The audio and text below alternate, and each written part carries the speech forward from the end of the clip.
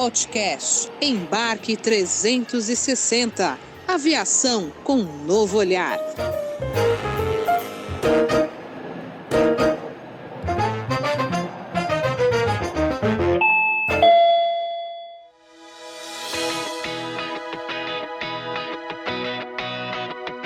Seja bem-vindo ao podcast Embarque 360. Vamos iniciar a nova temporada Direitos e Deveres dos Passageiros e dos Profissionais da Aviação. Tema de hoje, vamos falar tudo o que você precisa saber sobre a segurança de voo. E o nosso convidado é o Maciel Fogo, mecânico de aeronave sênior da Latam, e ele atua na base da empresa aérea no Mato Grosso do Sul. Neste bate-papo, Maciel, que tem 36 anos de atuação como mecânico de aeronave, explica por que é fundamental essa profissão para a nossa segurança de voo. Afinal, no céu não existe acostamento. O mecânico de aeronave também é diretor do Sindicato Nacional dos Aeroviários e é professor de uma escola de aviação, que tem contribuído na formação de novos mecânicos e pilotos. Nesta conversa para lá de interessante, Maciel fala sobre a importância desses nossos anjos da aviação, que trabalham debaixo de chuva, raio e até neve para garantir a nossa segurança de voo. Primeiramente, Maciel, muito obrigada por participar do nosso programa. Por gentileza, se apresente ao nosso público. Então, meu nome é Maciel Fogo, eu sou técnico em manutenção de aeronaves, há 36 anos na aviação. Atualmente executo a função de mecânico sênior na Latam, na base de Campo Grande, Mato Grosso do Sul, fazendo os trabalhos de pernoite das aeronaves aqui. E também tenho uma função social, que eu sou diretor do Sindicato Nacional dos Aeroviários, onde a gente faz o trabalho social de toda a categoria, né, dos aeroviários no Brasil inteiro. É um sindicato que tem uma representatividade nacional. E também, em Campo Grande, quando é possível, eu dou aula numa escola de aviação. Eu sou professor também, eu dou aula para pilotos, legal, comissários e mecânicos, né? Eu formo mecânicos também. Eu sempre digo para os meus alunos, eu estou preparando os que vão me substituir. Coisa boa, adorei. Nossa, estamos aqui com um especialista, que coisa maravilhosa. Para a gente começar nosso bate-papo, até para o nosso público, né, conhecer um pouco da importância da profissão, gostaria que você falasse qual que é a diferença, né, do mecânico de aeronave para auxiliar técnico, quais são as exigências para se tornar um profissional dessa área? Então vamos lá, para nós podermos adentrar a aviação, nós precisamos seguir os regulamentos da ANAC. Hoje, a ANAC tem como regulamento que para nós podermos exercer a função de mecânico, isso tem que ocorrer através de um curso especializado de formação de mecânico. Tem que ser feito numa escola homologada pela ANAC também, com uma duração mínima de 1 ano e meio, até 2 anos, se a pessoa for fazer alguma especialização, como eletrônica, por exemplo, né? Então, após você ter concluído esse curso com aproveitamento, você tem que se submeter a uma banca da ANAC, onde você vai ser testado, e se você obteve uma aprovação, então você recebe um documento chamado CHT, né, que é o Certificado de Homologação Técnica, assim como um advogado precisa do OAB para exercer a função, o médico também, nós precisamos desse documento, desse quesito, para podermos fazer qualquer tipo de liberação de trabalho e podermos executar qualquer função. Agora, outra parte da pergunta, a diferença entre o técnico e o auxiliar, né? O ajudante, o mecânico. E dentro da profissão dentro da profissão do mecânico de aeronave, você, por exemplo, você mencionou que você é técnico, mas tem auxiliar. Quantos mais cargos tem? Né? É só o técnico auxiliar? Não, na verdade a ANAC não coloca isso, entendeu? Assim, não estabelece. Cada empresa aérea tem a sua colocação. Há empresas que denominam seus mecânicos como mecânicos, outras como técnicos, né? E aí vai da empresa, né? No caso da empresa onde eu trabalho, eu exerço a função de mecânico sênior. Então, e tem outras empresas que são chamadas de técnico. Então, assim, não há a diferença estabelecida como regra, entendeu? As empresas têm liberdade para fazer a denominação, mas há diferença dentro do mesmo quadro de carreira entre profissionais. Então, tem o mecânico sênior, o mecânico pleno, o mecânico júnior e o estagiário, ou o trainee, né? Aí sim, aí há uma diferença vertical, né, entre eles. Entendi. Agora, por exemplo, quais são os papéis que a profissão de vocês tem desempenhado no dia a dia para garantir a segurança de voo? Nossa. Vamos lá, isso é uma pergunta interessante. Na aviação hoje, todo o trabalho dela é um trabalho que passa é auditado. Nada que é feito na aviação, ele é simplesmente feito por qualquer pessoa e colocado numa prateleira lá o documento e acabou. Não, tudo é auditado de tempos em tempos, no mínimo uma vez ao ano. A ANAC tem a auditoria permanente. Então, para nós separarmos essas pessoas, primeiro a gente tem que ter essa separação.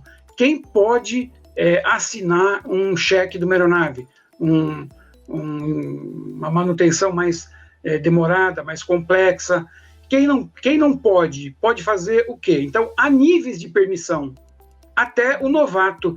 O novato ele não tem autorização para liberar nenhum serviço, mas mesmo assim ele precisa daquela homologação que eu te falei para ele poder trabalhar, mesmo que seja fazendo serviços menos intensos, menos técnicos, né? Mas de mesma responsabilidade, ele também precisa dessa documentação. Então são separados por alguns níveis. Os mecânicos que podem fazer a liberação de cheques de grande importância, quanto os que atendem na pista os trânsitos das aeronaves, quanto aqueles que trabalham em oficinas homologadas também, que requerem um tratamento à parte, né? É a mesma função, mas ele não mexe com a aeronave, ele mexe com só os componentes. Então, o nível de permissão para ele é diferenciado.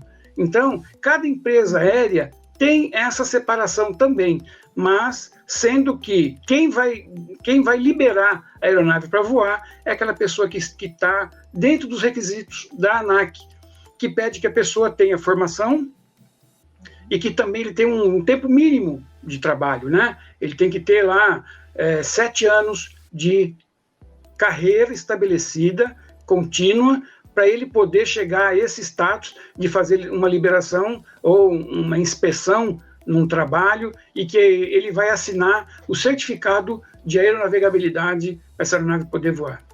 Queria que você falasse um pouco tecnicamente para o passageiro entender o que o mecânico faz ali dentro da aeronave. Quais são as principais funções ali antes de liberar a aeronave para decolar? Para entender a importância desse profissional, né? Entendi.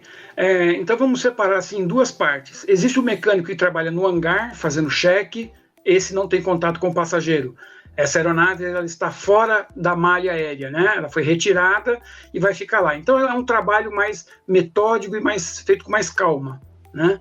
E o mecânico de linha, mecânico de pista, é esse aí o mecânico que tem contato com a aeronave antes da decolagem. É o mecânico que recebe a aeronave quando ela pousa no aeroporto, é ele que faz a abordagem com o piloto, que toma conhecimento da saúde técnica da aeronave naquele momento, é o que vai tomar decisões e o que vai executar as tarefas, e que vai liberar a aeronave. A liberação da aeronave requer que seja feita por esse mecânico homologado, entendeu?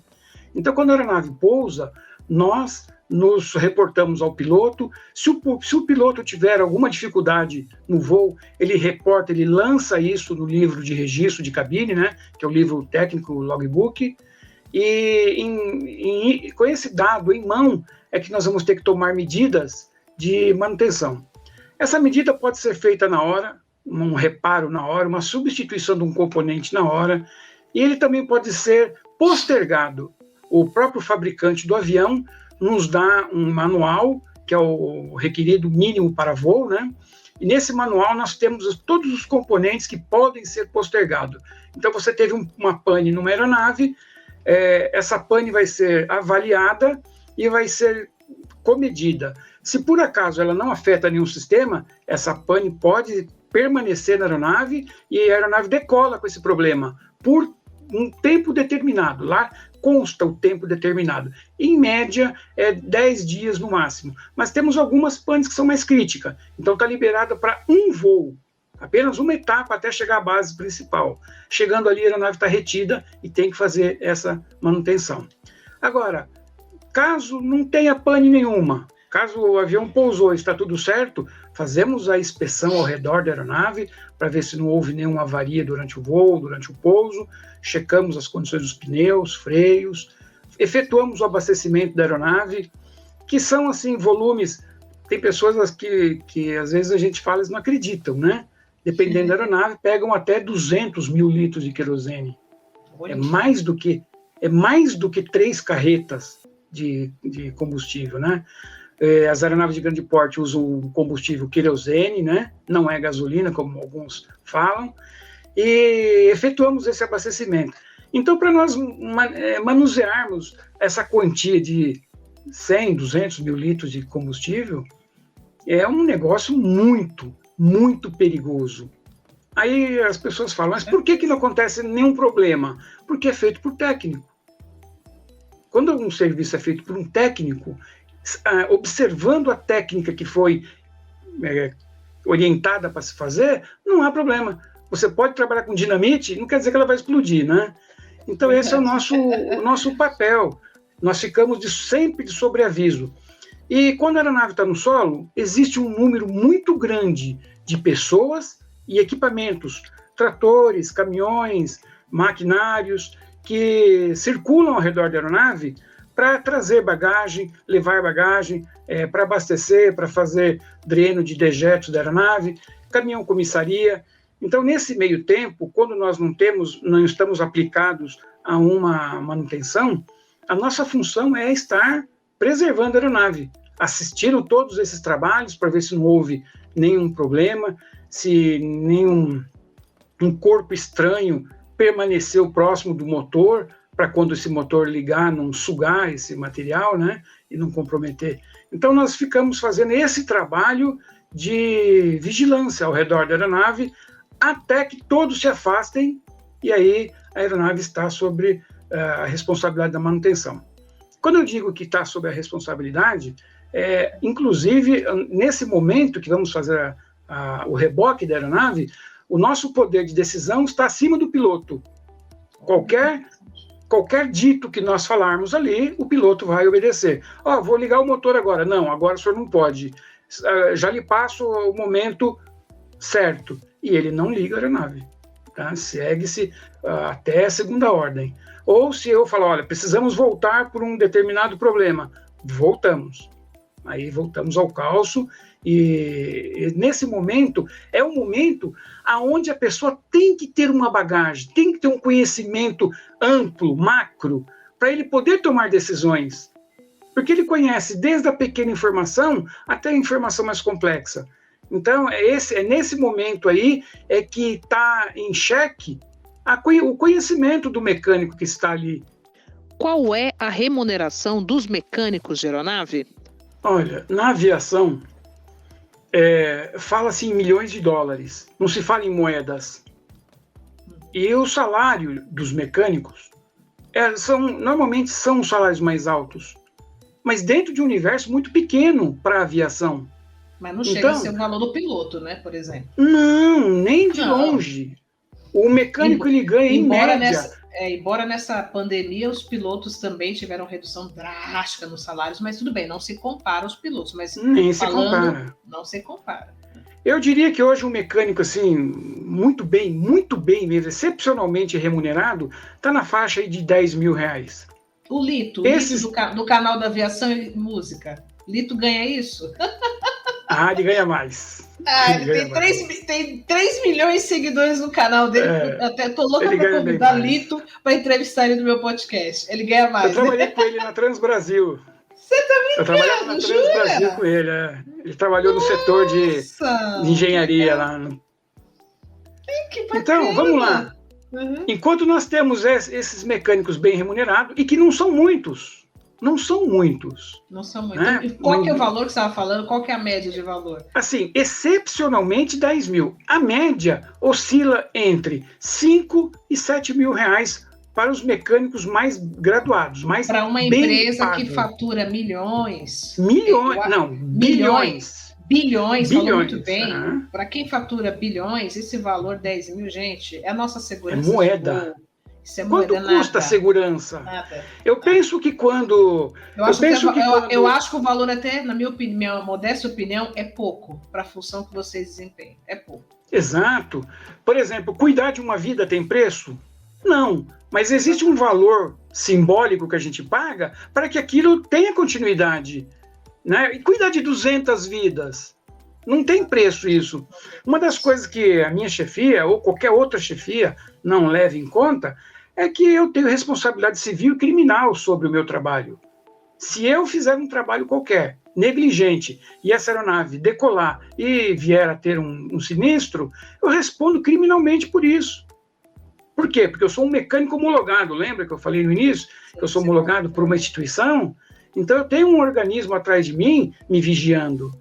E aí, esses técnicos que estão sendo contratados agora pela Azul, pela Latam, pela Gol, esses aí estão recebendo na faixa entre R$ 1.500 e R$ 2.000 bruto. Bruto. Meu Deus. Um pouco mais que o salário mínimo eles estão ganhando. Eu entrei até no grupo nesses dias de aviação, Marcel, e assim, era impressionante. Vários deles estavam reclamando por causa do salário. Nossa, eu me ferro, eu faço curso, me especializo, eu vou ganhar mais do que o salário mínimo, isso é muito injusto. E tem aquele tipo de coisa também. Na aviação, você pode fazer quantos cursos você quiser. Você pode fazer até curso superior. Isso não implica em nada, você não é remunerado mais por isso, você não é incentivado mais por isso, ninguém ganha promoção quando faz um curso em toda a aviação, em todas as empresas aéreas. E agora, nessa nova ideia que está acontecendo nas empresas de fazer a substituição, o quadro será permanente, não haverá um quadro evolutivo. Você entra como trainee, ajudante, depois vai para júnior, depois vai para pleno. Não. A carreira será horizontal. Não haverá mais promoções significativas. Esse é um assunto lamentável que tem estado aí. Então, é uma profissão que, quando você fala para um novato essas colocações, eles simplesmente não acreditam que isso possa ser verdade dentro da aviação, sendo que em outros setores, outros ramos de atividade, você vê que a coisa é muito bem valorizada. Então, eu fui metalúrgico, né? Posso falar isso com conhecimento de causa. Na metalurgia, você atingiu todos os quesitos, produção, e você não tem nenhum BO lá para responder, você recebe uma promoção de tempos em tempos. Na aviação foi cancelado, isso aí não existe. Daqui para frente não existirá mais. E isso está sendo dito, isso está sendo explanado. Então, o mecânico que ficar na aviação, ou é porque ama, né? Ama muito e não troca aquilo por nada, como eu mesmo, já estou há tantos anos assim, porque sempre fiz com muito amor. Eu nunca olhei para o meu salário. Houveram momentos que eu ganhei muito mal na aviação, mas eu não quis sair, tive algumas oportunidades, mas eu preferi ficar na aviação porque eu fazia aquilo com amor, e faço até hoje. E agora a gente entende que quem não tem tanto afinco, quem está chegando agora, pode não se encantar com a proposta de trabalhar na aviação. A aviação fica sendo algo assim, apenas curioso e não atrativo. E há um perigo atrás de tudo isso, né? Aquela pessoa, começa a acontecer uma rotatividade, você não fixa o profissional. O profissional tem que ter aquele conhecimento vasto dele, tem que ser através de permanência, através de acumular experiências. Você vê só um exemplo que eu posso citar, os dois pilotos que estão na cabine, uma aeronave que tem dois pilotos, comandante e copiloto, os dois são piloto.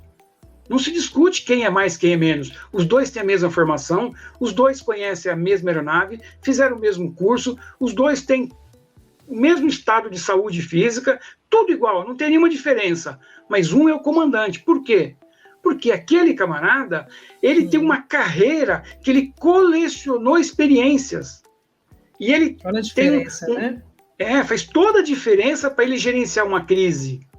Já o que não tem tanta experiência, ele não tem o mesmo know-how para tratar o mesmo CRM ali, aquele momento de crise, ele não vai saber gerar uma calma, uma tranquilidade, entendeu? Então, no nosso ramo também, as empresas estão apostando muito numa economia. Mas aí, se você for olhar a economia que eles estão olhando, é inacreditável. Por quê? Eles alegam que vão economizar tantos milhões, mas não é tantos milhões sobre o gasto geral da empresa, é só sobre a folha de pagamento da manutenção, porque eu não afeto o pagamento inteiro da empresa, eu afeto apenas o pagamento da manutenção. E eles estão levando isso em conta, e é muito pouco, são muito poucos mecânicos. Você vê uma empresa aérea como a Gol, como a Azul, tem na faixa de 1.000 funcionários na manutenção, em média, pouco mais, um pouco menos. Não é possível que 1.000 funcionários possa prejudicar uma empresa no universo de 20, 25 mil funcionários. Verdade. Principalmente se ela é uma empresa multinacional. Então, uma empresa multinacional como a Latam, por exemplo, que opera em vários países, acho que é o quarto conglomerado mundial aí de aviões, né? Então, isso não é motivo, isso não é desculpa para chegar aqui e falar que vai trocar um funcionário por R$3.000 e que vai estar fazendo uma economia brutal. É algo maior que está acontecendo. Essa precarização visa algo maior. O que visa? O que está por trás dessa alta precarização, na sua opinião? Então, em 2016, eu estive no Congresso Nacional, eu participei de uma ação lá que o Sindicato dos Pilotos moveram, né? A respeito da aviação, não da aviação, mas da aviação de um modo geral, o transporte aéreo, né? E eu estive lá representando os trabalhadores, como sindical, e veio um representante das aéreas, do SNEA, o Sindicato Nacional das Empresas de Aviação. Isso. O que é que esse senhor propôs lá na hora? O que ele explanou para os deputados? Porque eles estavam propondo eliminar os mecânicos sêniores da aviação. Então, o que foi explanado? Qual foi a justificativa que ele deu? A justificativa que ele deu é o seguinte, que até algum tempo atrás, todos os aviões eram basicamente aviões mecânicos. Eram aviões rústicos, aviões robustos, mas com pouca sofisticação. E que os aviões de agora são aviões ultramodernos, sofisticados, eletronizados, voam por sistemas automáticos, voam por satélite, e que não precisa mais de mão de obra como no passado. Então, hoje, um mecânico no aeroporto, apenas um mecânico no aeroporto, é suficiente para atender toda a necessidade da empresa quando os aviões pousam no solo. O que os pilotos estão homologados a fazer é ir lá abastecer a aeronave. Então, o piloto sai da cabine, vai até o painel de abastecimento, digita a quantia de combustível que ele quer e a aeronave, por ser eletrônica, ela mesma faz o autoabastecimento, conectado ao caminhão de abastecimento. Nada mais. Agora, digamos que rompeu uma mangueira, esse piloto vai pegar a camisa branca dele, ele vai trocar isso aí, ele vai trocar um conjunto de freio. Eu tive um problema lá aonde drena os dejetos humanos da aeronave. O piloto vai lá mexer com aquele equipamento? Não vai. Não vai, acredite. Ou então, outra coisa.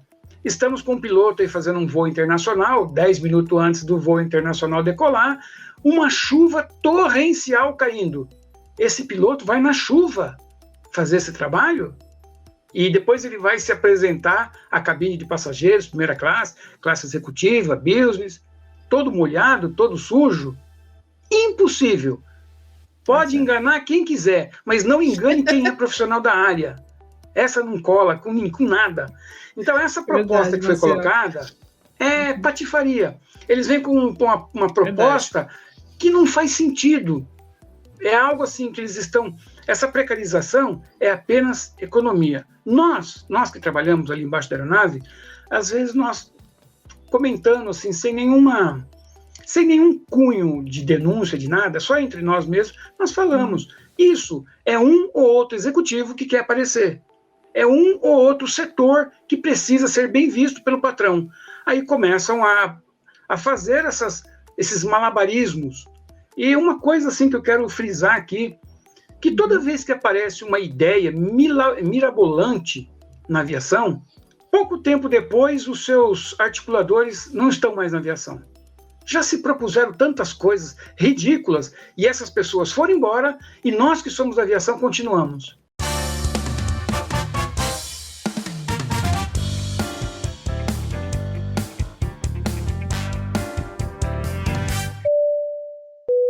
Estamos chegando numa parte do podcast que eu adoro, que é a parte que nós conversamos, pedimos dicas de filmes, séries e vídeos, livros, para quem é apaixonado pela aviação. Então, quais são as suas dicas para o nosso público que ama a aviação, como eu, como você, estamos respirando? A gente faz essa autocrítica, que é importante fazer essa reflexão, sim, mas a gente não vive sem essa aviação. Eu adoro falar sobre aviação. Aviação na veia. A aviação, exatamente, é na veia. É algo assim quase viciante, né? É verdade. É algo muito prazeroso. É muito prazeroso você trabalhar com material tecnológico de primeira, né? Nós estamos na vanguarda. Também estamos na vanguarda de risco. É a segunda profissão mais perigosa que já foi qualificada. Só perdemos para o pessoal que mexe com energia nuclear. Olha que interessante. Para você ver, interessante esse fato, né? Verdade. Então, nós temos aqui vários segmentos de filmes, séries, que falam sobre aviação. Mas o interessante não é só nós olharmos para esse material, esses filmes, apenas como um filme. É interessante a gente olhar o que tem por trás, o registro que está por trás. Por exemplo, um filme que eu gosto muito de falar em sala de aula para os meus alunos, pilotos e mecânicos, é O Voo, aquele filme do Denzel Washington. Ali é um filme que aborda a problemática de vício dos pilotos, né? Os pilotos que têm problema de estresse profissional e que alguns partem para o uso de material ilícito, e partindo daí, aconteceu um movimento mundial nas empresas aéreas. Desse filme para frente, todas as empresas se reuniram e fizeram um trabalho de controle, de autoajuda, para profissionais que estão em alguma dificuldade, com estresse, com depressão, ou que estão fazendo uso excessivo de material alcoólico ou não permitido, né? Drogas. Então, a partir desse filme, foi tomado várias ações que trouxeram benéficos para a aviação. Então, é um filme muito legal, né? Mesmo quem nem liga para a aviação, quando assiste, curte, porque ali tem um drama, né? Esse drama, ele resolve, acontece ali o problema e pronto. Outro filme também que é muito interessante, que aborda assim, o tema Sully, né, o piloto lá que pousou no Rio Sully, assisti. O que aborda ali? O que aborda ali é a proteção ao voo, né? Você tem ali um aeroporto nas proximidades onde tem animais silvestres, né, voando ali. Tom Hanks, né, o protagonista Tom Hanks. Exatamente. E ali você vê que existiu, em questões de segundos, aquele piloto teve que tomar uma atitude, uma decisão, ele teve que fazer uma ação que nenhum computador faria por ele. Naquele momento a aeronave falhou, mas ele não falhou. Por esse motivo, todos sobreviveram. Então foi abordado ali o quê? A segurança do voo. Então cada filme tem algo por trás, né? Tem uma mensagem maior por trás que a história falou, isso é verdade. E por ser verdade, chegou a gerar um filme. Tem uma série também, JAG, eu estava vendo aqui agora no meu computador, é uma série americana, escreve-se JAG. É muito interessante. É muito essa série. Essa eu não maratonei, não. Não dá um spoiler total, mas fala como é que é para o nosso público aí. É uma série que não é uma série que não é assim a mesma história desenvolvendo, não. É uma série com muitas histórias pequenas dentro da mesma história. Então hoje, o capítulo de hoje ele vai seguir, por exemplo, briga entre piloto e mecânico. Aí eles brigaram, tiveram um problema, o avião teve um problema. Na outra ocasião, faltou componente para a aeronave, mas é só sobre aviação. E é aviação militar. O interessante é isso, né? O autoritarismo, a falta de recurso, o estresse. Essa série da TV Cultura, a TV Cultura também está com uma série agora. Não cheguei a ver, Mas essa série tá passando aonde? Essa que você tá falando, Jack? Olha, essa eu assisti na Discovery. Bastante tempo atrás que passava. Hoje eu não sei dizer em que instrumento estaria apresentando, mas eu coloquei agora aqui no computador, tá aqui, se eu clicar, já é possível assistir toda a série. E tem mais de 200 capítulos aí, entendeu? É algo assim, e o mocinho do filme, é sempre um mocinho e uma mocinha. Eles são investigadores da Marinha. Eles são a Marinha de Guerra, né?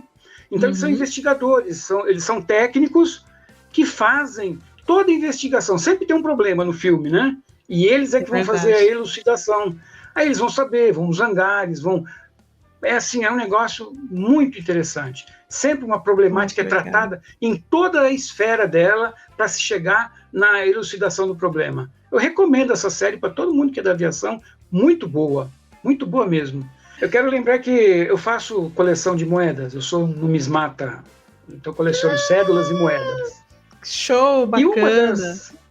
E uma das minhas joias raras é uma moeda de 5.000 réis, que o protagonista da moeda, a efígie, é de Alberto Santos Dumont, de um lado, e do outro lado tem uma asa.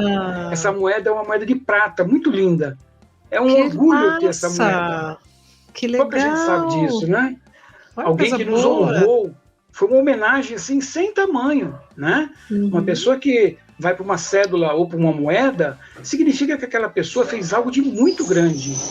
Então, o nosso início lá, Alberto Santos Dumont fez a diferença. E assim, ele não foi uma pessoa que olhou para o seu status comercial.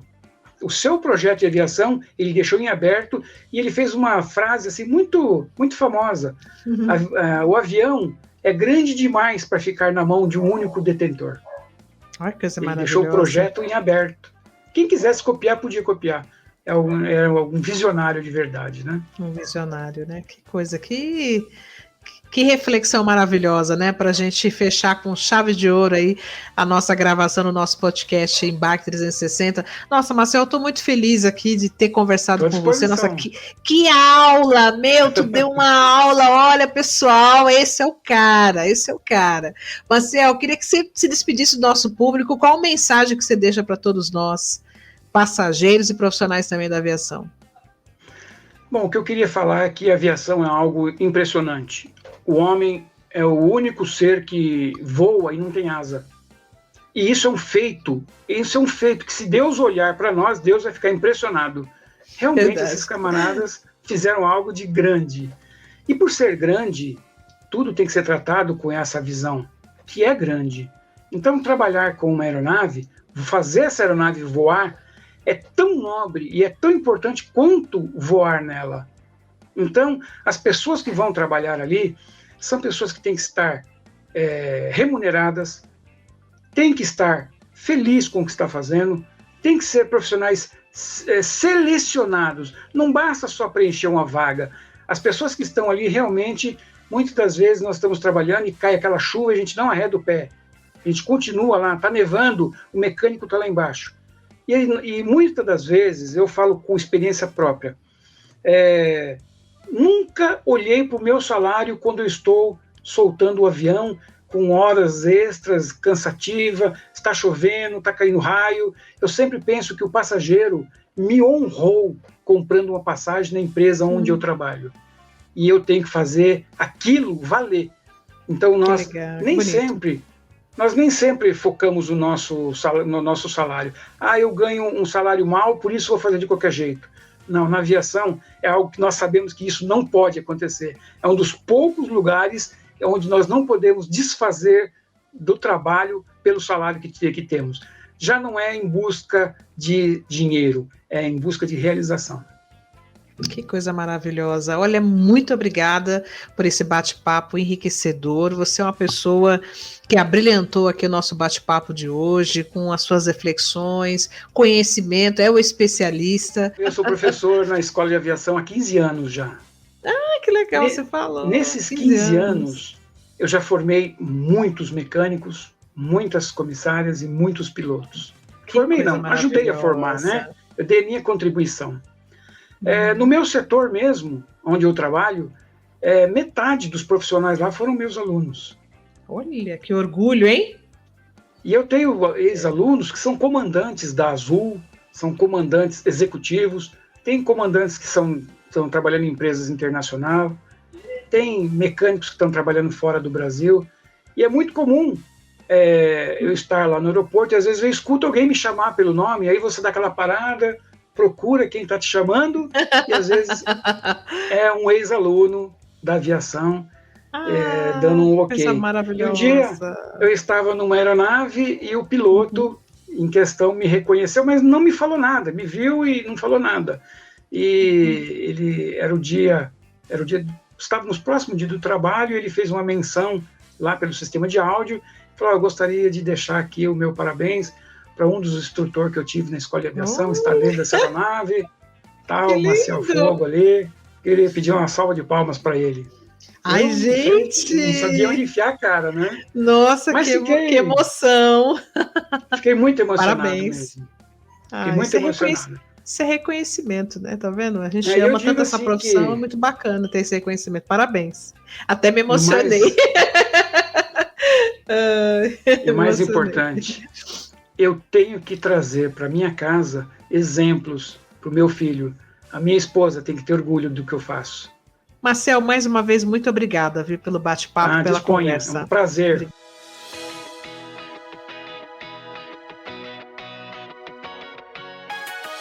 Pessoal, muito obrigada por acompanharem mais um programa do podcast Embarque 360, que nós fazemos com muito carinho para todos vocês que gostam da aviação, que trabalham na aviação, que usam o avião como meio de transporte todos os dias. Esse programa é especial para todos vocês que fazem a nossa aviação acontecer todos os dias. Peço a todos que nos sigam nas plataformas de streaming, clica lá para seguir o nosso podcast. Quando tiver novas notificações de episódios, vão aparecer para vocês na playlist. Muito obrigada e até os próximos programas. E não esqueçam de seguir a revista Embarque nas redes sociais. Muito obrigada, pessoal. Até a próxima!